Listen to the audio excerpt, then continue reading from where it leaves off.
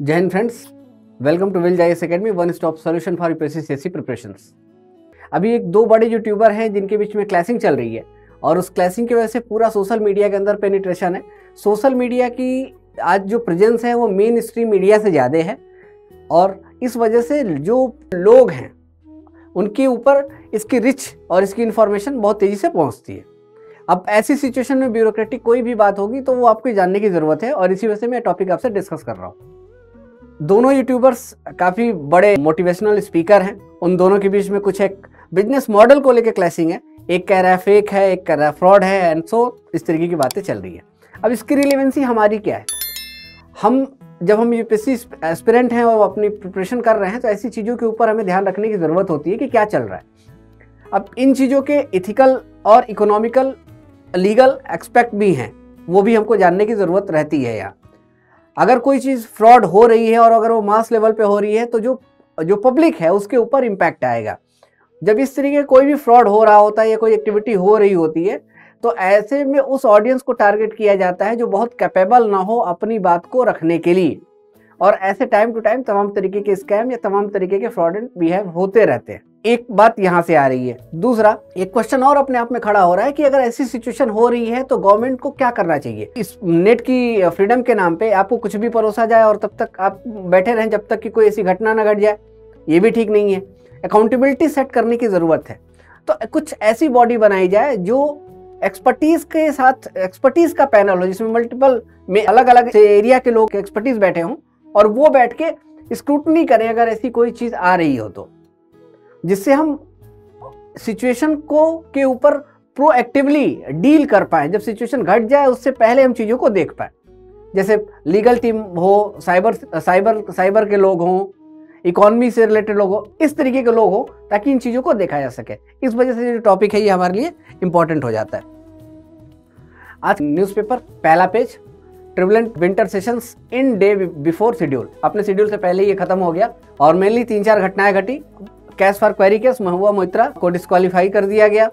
146 MP का suspension होता है और इसके साथ जो बिल आते हैं जिसके अंदर आपके 18 बिल जो है वो पास होते हैं। एक चीज़ और इसके साथ होती है कि जो सिक्योरिटी ब्रीच होता है लोकसभा के अंदर, ये भी देखने को मिलता है। कई चीज़ें घटनाएं इस बार हुई, इनके अलग अलग डायमेंशंस हैं। बेसिक इंफॉर्मेशन थी, एक बार इसको जान लेने की ज़रूरत है। तो ठीक है, आगे बढ़ते हैं इसके साथ। नेक्स्ट सेगमेंट देखते हैं कि लोकसभा ने जो इलेक्शन कमीशन अपॉइंटमेंट के लिए जो बिल पास किया और उसमें वो यही बात कही गई है कि जो सुप्रीम कोर्ट की गाइडलाइन है उसके अकॉर्डिंग की गई है। ये डिबेट है, आगे इस डिबेट को देखेंगे। एक और इंफॉर्मेशन है कि जो मिनिस्टर हैं तमिलनाडु के, फॉर्मर मिनिस्टर रहे हैं, उनके पास आय से अधिक संपत्ति के ऊपर जो केस था वो डिसाइड हो गया है और उनको मद्रास हाई कोर्ट उनको दोषी करार दिया है। अब वो सुप्रीम कोर्ट जाएंगे और प्रिवेंशन ऑफ करप्शन एक्ट के अंदर उनके ऊपर कार्रवाई की गई है। अब इसमें प्रिवेंशन ऑफ करप्शन एक्ट जो है वो आपके लिए इंपॉर्टेंट हो जाता है। चलिए एडिटोरियल के बारे में बात करें। ये एडिटोरियल है ऑल इंडिया जुडिशियल सर्विसेज से रिलेटेड है। ऑलरेडी ये क्लैशिंग काफ़ी चली, जुडिशरी वर्सेस जो एक्सिक्यूटिव है, लेजिस्लेशन है, इन दोनों के बीच में काफ़ी ज़्यादा गुत्थम गुत्थी चली और इससे रिलेटेड आर्टिकल है। 4-5 पॉइंट है जो बड़े काम के हैं, इसको देख लेते हैं और इससे की ज़्यादा नीड भी नहीं है। ऑल इंडिया जो जुडिशियल सर्विसेज है वो ये कहती है कि जिस तरीके से ऑल इंडिया सर्विसेज बनी हुई हैं वैसे ही जुडिशियल सर्विसेज को भी फॉर्म कर दिया जाए और एक यूनिफॉर्मिटी मेंटेन हो जाएगी। लेकिन चैलेंज यही है कि यूनिफॉर्मिटी हम कैसे स्टेट के अंदर मेंटेन करेंगे। दूसरा, जो सर्विसेज के नेचर है, तो जुडिशरी का जो नेचर है वो केवल नॉलेज बेस्ड नहीं है, वो एक्सपीरियंस बेस्ड भी है। लेकिन जो और भी एग्जाम के जो सर्विसेज के बारे में बात की गई है, इनका जो नेचर है ये नॉलेज बेस के ऊपर रखा जाता है, इसीलिए इसमें बहुत एक्सपीरियंस लोगों की नीड नहीं होती। तीसरा, कि अगर जुडिशरी के ऊपर कोई कंसर्न्स, इट मीन्स कोई अगर मिस्टेक हो जाए तो लाइफ के ऊपर ही क्वेश्चन मार्क खड़ा होता है। यहाँ अगर सर्विसेज में देखा जाए, अदर सर्विसेज में देखा जाए तो एक्सिक्यूटिव में ऐसे चांसेस हैं ये कम है। तो जुडिशियल सर्विसेज की जो अकाउंटेबिलिटी है या जो उनका पेनिट्रेशन है या जो उनके लिंकेज है वो पब्लिक लेवल पे या लोकल लोगों के साथ ज़्यादा हैं और उनकी जजमेंट सीधे उनको इम्पैक्ट डालते हैं। तो वहाँ हम मिनिमम एरर की सिचुएशन को रखेंगे या हम ये चाहेंगे कि कोई एरर ही ना आए। इसी क्लैशिंग के बीच की ये डिबेट है। 5 पॉइंट इन्होंने बताए हुए हैं। शुरू करते हैं क्या करके। ये एरिया है, किस एरिया में इन्होंने बातें की हुई हैं और किसके प्रो और इसके कॉन्स के बारे में यहाँ आपको देखने को मिलेगा। ऑलरेडी मैंने इसे नोट डाउन कर दिया है, आप केवल डाउनलोड कर लीजिएगा और जब आपको रिवाइज करना होगा एक बार आप देख लेंगे, आपको चीज़ें याद हो जाएंगी। पहली बात इन्होंने कही है कि रिप्रेजेंटेशंस को लेके, रिप्रेजेंटेशंस का एरिया। अब रिप्रेजेंटेशंस में इन्होंने वुमेन के बारे में बात की है। एक डेटा है कि 35% ही वुमेन का रिप्रेजेंटेशन है जुडिशरी के, सबऑर्डिनेट जुडिशरी के अंदर इन्होंने ये बात बताई हुई है। दूसरा कि SC ST और OBC का जो पॉपुलेशन के अकॉर्डिंग जो प्रोपोर्शन है इसके रिप्रेजेंटेशन का वो बहुत कम है, तो इसको बढ़ाने की जरूरत है। वल्नरेबल सेक्शन यहाँ पीछे छूट रहा है। इन्होंने प्रो में एक बात कही है कि कुछ एक अफर्मेटिव एक्शंस जरूर हुए हैं। इस अफर्मेटिव एक्शंस के आगे कुछ एक चैलेंज है जो कॉन्स में आएंगे, और वो है कि की बैरियर कहाँ है, क्यों आखिर ये जो रिप्रेजेंटेशन है ये रिप्रेजेंटेशन यहाँ तक नहीं पहुँच पा रहा, तो उसके बैरियर यही है। पहला बैरियर है कि जो एग्जामिनेशन, एंट्रेंस एग्जामिनेशन की जो क्राइटेरियाज हैं वो अपने आप में बहुत चैलेंजेस है। अब आप सोच के देखिए, एक डिप्राइव सेशन से आने वाला आदमी या सोसाइटी का ऐसा आदमी जो सेल्फ डिपेंडेंट नहीं है, वो 7 साल कैसे अपने आप को सर्वाइव करेगा। 7 साल रहेगा तब वो डिस्ट्रिक्ट जज के लिए क्वालिफाई होता है, एक मेजर चैलेंज। दूसरा कि 7 ईयर वाली बात मैंने आपको बता दी, टाइम कंज्यूमिंग प्रोसेस है। दूसरा सोशल कनेक्शन उसका होगा तभी तो चल पाएगा, सोशल कनेक्शन है ही नहीं, ऑलरेडी वो डिप्राइव सेक्शन से आता है, उसके अपनी कम्युनिटी के लोग भी उसे बहुत नहीं सपोर्ट कर पाते, इकोनॉमिकली वो चैलेंज है उसके लिए, तो कैसे। और इसके बाद भी उसके लाइवलीहुड के ऊपर क्वेश्चन मार्क खड़ा है। जिंदगी तो आपकी नहीं रुकेगी ना, जिंदगी तो आपकी चल रही है। तो ये एक मेजर चैलेंज है जो हमारा जो एग्जामिनेशन पैटर्न है वो इसको चैलेंज करता है। दूसरा रिजर्वेशन पैटर्न के बारे में देखें तो रिजर्वेशन पैटर्न जो है रेशनलाइज हो रहा है, तो ये डेफिनेटली हेल्प करेगा, लेकिन ये रेशनलाइज नहीं हो पा रहा है क्योंकि डिफरेंट स्टेट्स के अंदर डिफरेंट पैटर्न आपको देखने को मिलेंगे। This is a real challenge, और ये हमारे लिए चैलेंज है। जब डिफरेंट स्टेट के अंदर डिफरेंट आपके पैटर्न देखने को मिलेंगे तो आप कैसे यूनिफॉर्मिटी मेंटेन करेंगे, ये अपने आप सोचने वाली चीज़ है। अगला टॉपिक, अगला इसमें जो एरिया है वो है रीजनल लैंग्वेजेस का। देखिए ये एक ऐसा है कि एक सेटबैक दे देता है पूरी जुडिशियल सर्विसेज के ऊपर। रीजन, जुडिशियल सर्विसेज के आर्गूमेंट जो होंगे वो लोकल लैंग्वेज में होंगे। भाई जो आदमी आएगा वो तो लोकलाइड होगा, तब आप जम्मू कश्मीर के हों या हरियाणा के हों, आप तमिलनाडु जाएंगे, केरला जाएंगे तो उनकी लैंग्वेज में बात करेंगे। क्लियर। दूसरा वर्स्ट लेवल का जो डॉक्यूमेंटेशन होगा उसके साथ आपके लिए चैलेंज होने वाला है। अलग अलग डायलेक्ट्स हैं, 1.5 कोस पर बानी वाला कॉन्सेप्ट है कि जब इतनी डाइवर्सिटी को रिप्रेजेंट करने के लिए कही जाती है इस तरीके की बातें, तो ये कितना चैलेंजिंग हो जाएगा। और लोकल लैंग्वेज के डायलेक्ट समझने के लिए आप जब तक आपकी अपब्रिंगिंग उस तरीके की नहीं होगी तब तक आप उसको नहीं कर सकते। अदर सर्विसेज से अगर इसको कंपैरिजन आप करें तो जो अदर सर्विसेज हैं वो डायरेक्टली वो जनता के ऊपर कोई डिसीजन नहीं लेते। दूसरा, इसके साथ कस्टम का भी रिलेशन है, अलग अलग कस्टम्स हैं, अलग अलग कस्टम के अकॉर्डिंग उनकी लाइफ स्टाइल है, वो उससे भी उनकी चीज़ें जुड़ी हुई हैं। तो अगर आपने कोई ऐसा डिसीजन ले लिया तो क्या होगा कि आपने तो पनिशमेंट के ऊपर, मतलब आपका जो पूरा केस है वही पूरी तरीके से बिगड़ जाएगा। और उसके पीछे रीजन क्या आएगा कि वो जो कम्युनिकेशन गैप है वो तो अपने आप में चैलेंजिंग है। इट मीन्स ये जो ऐसी सर्विसेज है इसमें केवल एक नॉलेज की नहीं जरूरत है, एक्सपीरियंस की भी जरूरत है। तो वो 7 ईयर वाला जो टॉप कॉन्सेप्ट है वो यहाँ आपको दिखेगा कि वो रेशनल दिख रहा है। इसको आप कैसे टैकल करेंगे।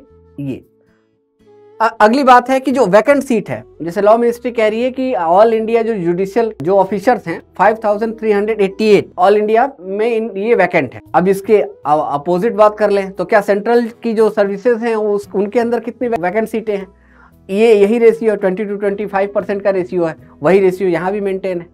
इसका सोल्यूशन क्या है कि भाई टाइमली हम अगर एग्जाम कंडक्ट करा लें तो ये बेहतर रहेगा, ना कि हम पूरा का पूरा सर्विस ऑर्डर ही चेंज कर दें। क्लियर। ये फेडरल स्ट्रक्चर का कॉन्सेप्ट यहां से जुड़ता है।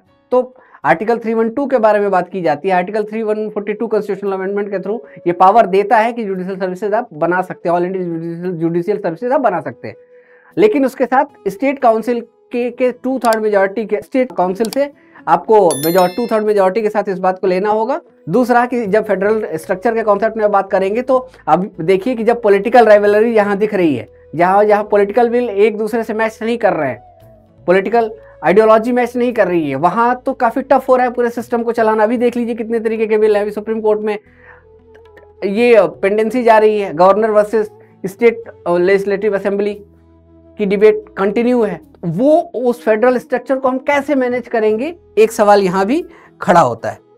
अगला कि भाई हम यूथ को इसके लिए अट्रैक्ट करें तो हमारे पास ऑप्शन इसमें कौन आएगा?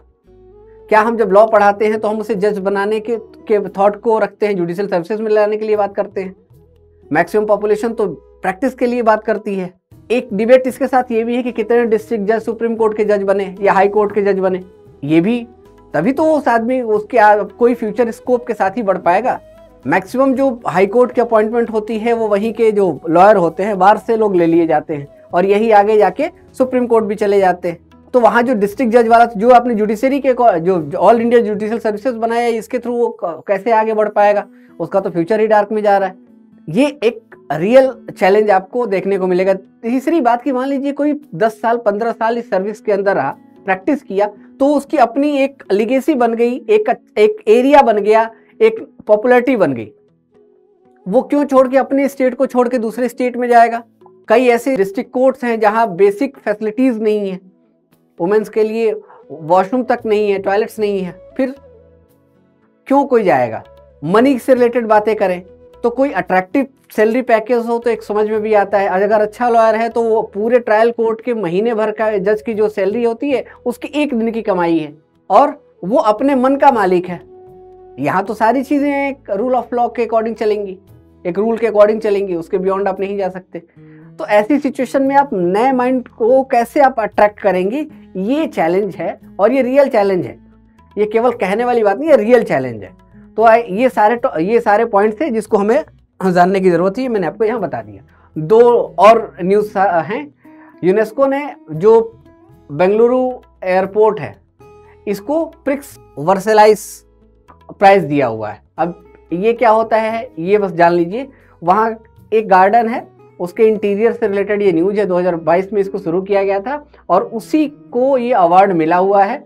ये जो गार्डन है ये बेसिकली लोकल जो कल्चर है उसको प्रमोट करता है, उसके रिफ्लेक्शन देता है, एथनिक कॉन्सेप्ट को प्रमोट करता है, सस्टेनेबिलिटी को बढ़ाने की बात करता है और जो उसका इंटीरियर है वो बहुत शानदार है, एक यूनिक है चूंकि वो रीजनल टच में है चीज़ें, इस वजह से इसको क्रिएटिविटी और रिफ्लेक्शंस को भी ये प्रमोट करता है, इनोवेशंस को प्रमोट करता है, लोकल जो कल्चर है, लोकल थॉट है उसको भी दिखाता है। इसी वजह से इसको ये दिया गया है। प्रीलिम्स के लिए इंपॉर्टेंट है, मेंस के लिए बिल्कुल भी इंपॉर्टेंट नहीं है। नाम कभी पूछ सकता है, चूंकि यूनेस्को से रिलेटेड है इस वजह से ये आपके लिए इंपॉर्टेंट हो जाए। दूसरा आर्टिकल है India skill report find Kerala the most preferred state to work. सबसे ज्यादा प्रीफर्ड कौन सा स्टेट केरला को प्रीफर करने के वर्क के लिए माना जा रहा है। आपको पता है कि केरला ऑलरेडी एजुकेशन में नंबर 1 चल रहा है। अब यहाँ से ये भी दिख रहा है कि अगर आप अच्छे एजुकेटेड हैं तो वर्क के लिए भी आपकी जो सुटेबिलिटी है वो बेहतर दिख रही है। तो एम्प्लॉयबिलिटी का ऑप्शन है कि एम्प्लॉयबिलिटी बढ़ी हुई है। ये एक एजेंसी है जिसका नाम है वीबॉक्स, जो और भी इस भारत की एजेंसियों के साथ एसोसिएट है। उसने एक सर्वे किया है और उसी सर्वे के अकॉर्डिंग इसने रिपोर्ट निकाली है 3.88 यूथ के ऊपर, और जिसमें वो ये कह रहा है कि नेशनल एम्प्लॉयबिलिटी टेस्ट कंडक्ट किया और उसमें से 51.25% लोग ऐसे निकले जिन्होंने इम्प्रूव किया है अपने आप को, मतलब वो एम्प्लॉयबल हैं, उनको जॉब दी जा सकती है। तो ये स्किल इंडिया डेवलपमेंट से रिलेटेड न्यूज़ है। कुछ ना कुछ या काफ़ी हद तक एक रिफॉर्मिंग पॉजिटिव न्यूज हमें देखने को मिल रही है। इसमें केरला की डोमिनेशन देखने को मिल रही है। कंप्यूटर की जो कैटेगरी है, कंप्यूटर स्किल की कैटेगरी, उसमें केरला सबसे बेस्ट परफॉर्म कर रहा है। जो बीटेक और पॉलिटेक्निक रिलेटेड जो कोर्सेज हैं उनके लिए भी जो केरला है वो बेस्ट वन ऑप्शन दिख रहा है। ये सारी बातें इसमें बताई गई हैं। तो आप ये लॉजिक दे सकते हैं साथ में कि अगर एजुकेशन आप बेहतर करते हैं तो आपके अंदर एम्प्लॉयबिलिटी का भी ऑप्शन आता है। वो लॉजिक और विद डिटेल्स आप इसको कर सकते हैं। दूसरा आर्टिकल है कि जो रेटिंग फर्म है इंटरनेशनल लेवल की ना, वो एक बायसनेस मेंटेन कर की हुई हैं पिछले 15 साल से, और इसी से रिलेटेड ये न्यूज है। इंडिया के जो चीफ इकोनॉमिक एडवाइजर हैं वो ये कह रहे हैं कि जो इसकी मेथोडोलॉजी है वो ओपेक है, वो ट्रांसपेरेंट नहीं है। ये देखिए लिस्ट, ये सैप, फिच और मूडी। इसमें इंडिया का जो ग्रेड है BBB लोअर मीडियम ग्रेड है ये। अब सिंपल लॉजिक से इसे समझिए, बहुत अगर हम टेक्निकलिटीज में ना भी जाएं तो बात करते हैं। इस समय इंडिया 5th नंबर की इकोनॉमी है, दुनिया की फास्टेस्ट ग्रोइंग इकोनॉमी है, जहां वर्ल्ड ऑर्डर पे इकोनॉमी डिक्लाइन हो रही है, 1-2% भी नहीं पा रही है। इस समय इंडिया इतनी तेजी से बढ़ रहा है, तो क्यों आपने इसको लोअर मीडियम ग्रेड में डाल दिया भाई? क्या लॉजिक? क्या बैलेंस ऑफ पेमेंट का कंसर्न से एक बार हमारे 15 साल पहले आया, उसके बाद से तो आज तक हुआ नहीं।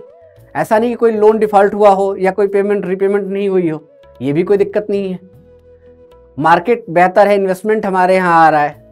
अब इसका चैलेंज क्या है? अगर इस ग्रेड में हम थोड़ा सा नीचे चले तो नॉन इन्वेस्टमेंट ग्रेड होता है। यहाँ भी अगर इंडिया को कहीं से पैसा लेना पड़े तो वहाँ जो रेट ऑफ इंटरेस्ट होगा वो काफ़ी हायर होगा। दो लोग हैं, एक जैसे मैं हूँ और एक आप हैं, आपका ट्रैक रिकॉर्ड बहुत शानदार है, तो आपको लोन मिलने में बहुत आसानी होगी, और जो रेट ऑफ इंटरेस्ट होगा जो नॉमिनल होता है वही 11-12% में आपको मिल जाएगा। लेकिन अगर मेरा ट्रैक रिकॉर्ड बहुत अच्छा नहीं है तो मुझे वो 20%, एक तो मिलने में भी दिक्कत आएगी और मिलेगा भी तो काफ़ी ज़्यादा हायर इंटरेस्ट रेट पे मिलेगा, क्योंकि मेरा ट्रैक रिकॉर्ड अच्छा नहीं है। वही सिचुएशन यहाँ इंडिया को फेस करनी पड़ रही है, और इसी को लेकर बात कही कि इंटरनेशनल एजेंसियाँ पता नहीं क्यों बाइज्ड है, कौन इनको समझाता है। इस समय रूल ऑफ लॉ के अकॉर्डिंग देखिए, इसलिए सरकार, एक चीज़ आप देखिएगा कि जितने इंटरनेशनल लेवल के रेटिंग या इंडेक्स के बारे में बात की जाती है तो इंडियन गवर्नमेंट की एक क्लासिंग आपको देखने को मिलेगी। भाई 2008 में हम 12th नंबर की इकॉनमी थे, 2023 में हम 5th नंबर पे पहुंच गए। अब इससे ज़्यादा तुम्हें क्या चाहिए? हम 4 से 5 साल बाद हम ये देख रहे हैं कि 3rd नंबर की इकॉनमी बन जाएंगे। इतना ग्रोइंग, इतना फास्टेस्ट रेट और इतना स्टेब्लिशमेंट हमें मिल रहा है, फिर भी आप नहीं मान रहे, इसका मतलब आप बाइज्ड हो। यही बात कही जा रही है। क्वांटिटेटिव ना करके क्वालिटेटिव बात की जाए, क्वालिटेटिव इंडेक्स के ऊपर या उनके इंडिकेटर्स के ऊपर, तो इंडिया के जो ये बात कह रहे हैं वो सारी चीज़ें इंडिया में कोई दिक्कत ही नहीं है। बैलेंस ऑफ पेमेंट को लेके बात कही गई है वो है, इंडिया सोवर्जिन है, रूल ऑफ लॉ की बातें कही गई है वो है। तो फिर आप हमको क्यों इस माइंडसेट में रखे हुए हो? यही बात इन्होंने कही हुई है। तो ये पूरा आर्टिकल था। आई होप आपको क्लियरिटी मिली होगी, पूरी चीज़ें आपको क्लियर हो गई। कंटिन्यू चीज़ें चल रही हैं, पढ़ाई जारी रखिए और लाइक और सब्सक्राइब कर दीजिए और शेयर भी कर दीजिए अच्छे लोगों के पास। और भी बहुत पढ़ने वाले लोग हैं जिनको नीड है पढ़ाई की, इस तरीके की इन्फॉर्मेशन की भी, तो ऑथेंटिक इन्फॉर्मेशन रहेगी। और डाउनलोड कर लिया कीजिए, टेलीग्राम चैनल ज्वाइन कर लीजिए, आपको लिखने की जरूरत नहीं है, आप अपनी प्रिपरेशन को फुली स्मूथ रखिए। हमारे पास और भी कोर्सेज हैं, जैसे आंसर राइटिंग प्रोग्राम, तो उसमें सेलेक्टेड लोग ही आंसर राइटिंग प्रोग्राम के लिए आपको गाइड करेंगे। SIP प्रोग्राम है, वो एक यूनिक प्रोग्राम है, वो भी चल रहा है, उसमें भी एडमिशन्स हैं। और फाउंडेशंस के ऑप्शंस हैं। आंसर राइटिंग प्रोग्राम के बारे में मैंने आपको बता दिया, टेस्ट के बारे में, और इंटरव्यू गाइडेड प्रोग्राम भी हमारा आ रहा है, तो आप हमारे साथ जुड़े